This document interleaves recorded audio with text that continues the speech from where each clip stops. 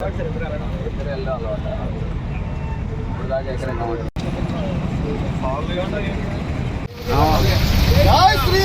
జై శ్రీరామ్ జై శ్రీరామ్ జై శ్రీరామ్ జై శ్రీరామ్ జై శ్రీరామ్ జై శ్రీరామ్ జై శ్రీరామ్ జై శ్రీరామ్ జై శ్రీరామ్ జై శ్రీరామ్ జై శ్రీరామ్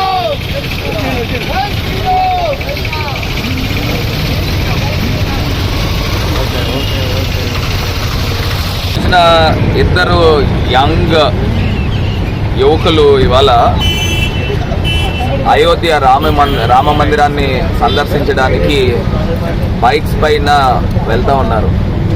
మరి గోదావరి అబ్బాయి అనే ఒక బ్లాగర్ యంగ్స్టర్, వీళ్ళిద్దరూ కూడా నేషనల్ ఈవెంట్స్లోను వీటిల్లోనూ బైకర్స్ కింద పార్టిసిపేట్ చేశారని చెప్తా ఉన్నారు. మరి ప్రత్యేకించి మన గోదావరి అబ్బాయిలు ఇద్దరు కూడా శ్రీరాముడి యొక్క దర్శనార్థము బైక్స్ మీద వెళ్ళడము, మరి రామ భక్తి యొక్క చాటి చెప్పే విధంగా ఇవాళ వీళ్ళిద్దరూ కూడా వెళ్ళడం చాలా ఆనందం. సుమారుగా 3 రోజుల పాటు అయోధ్య వెళ్ళడానికి మరి టైం పడుతుందని చెప్తా ఉన్నారు. మరి రాముడి యొక్క రక్ష ఇద్దరు యువకులపైన ఉండాలి. రాబోయే రోజుల్లో ఇంకా మరింత ఉన్నతమైన స్థానానికి వెళ్ళాలని మనస్ఫూర్తిగా కోరుకుంటా ఉన్నాం. ఎందుకంటే ఇవాళ యువకులందరూ కూడా యంగ్స్టర్స్కి అందరికీ కూడా ఒక ఆదర్శం కావాలి. మనం చేసే కార్యక్రమాలు, మనం చేసే మంచి పనుల వల్ల మనకి ఊరికి మంచి జరగాల, అదే రకంగా రాష్ట్రానికి మంచి జరగాలి.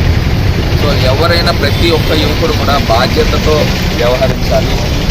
ఎప్పుడు కూడా ఒక ఇంక్లూజివ్ గ్రోత్తో నేషనల్ బిల్డింగ్ ఎప్పుడు సాధ్యమవుతుంది అంటే ప్రతి ఒక్కరూ ఎప్పుడైతే పేట్రియాటిజంతో ముందుకు వెళ్తారో, నేషనలిజంతో ముందుకు వెళ్తారో ఖచ్చితంగా ఆ దేశం డెవలప్.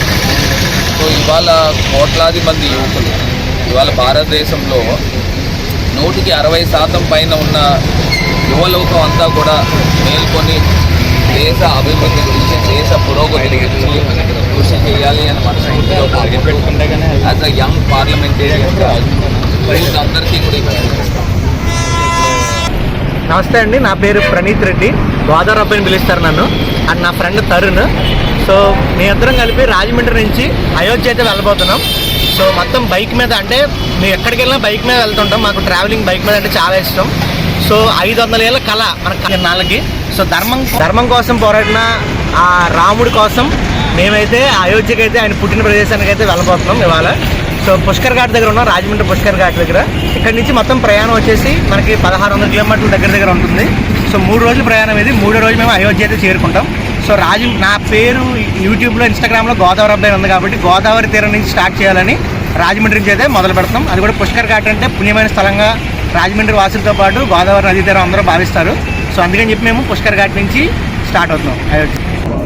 ఇవాళ ఒక యువ ఎంపీ స్థానంలో ఉన్నటువంటి పెద్దల సమక్షంలో మా అబ్బాయి కూడా గోదావరి అబ్బాయి, ఎక్కడో నాసికాత్రియంబకంలో పుట్టినటువంటి గోదావరి ఇవాళ రాజమండ్రి మీదుగా మన జిల్లాలో, పశ్చిమ గోదావరి జిల్లాలో కలుస్తుంది. అట్లాంటి దానికి గోదావరి అబ్బాయిగా పేరు పెట్టి ఇవాళ తెలంగాణలో, ఆంధ్రప్రదేశ్లో, ఇతర దేశాల్లో అనేక మంది సబ్స్క్రైబర్స్తో ఉన్నటువంటి ఆ యూట్యూబ్ ఛానల్లో అయోధ్య మన సంప్రదాయం, మన సంస్కృతి, మన పద్ధతి. యువకులు అంటే కేవలం మామూలుగా రోడ్లంటే తిరగడం కాదు, దేశానికి ఒక స్ఫూర్తి కావాలి, దేశానికి ఒక సందేశం కావాలి, భక్తిభావంతో నిలవాలనేటువంటి ఉద్దేశంతో మా అబ్బాయి కూడా ఈ యూట్యూబ్లో పాల్గొనడం, తర్వాత అయోధ్యకు వెళ్ళడం జరిగింది. ఇలాంటి యంగ్స్టర్స్ అనేటువంటి రాజకీయ తత్వంతో కూడినటువంటి, సేవా తత్వంతో కూడినటువంటి వ్యక్తుల ద్వారా మా అబ్బాయి స్టార్ట్ అవ్వాలని కోరికని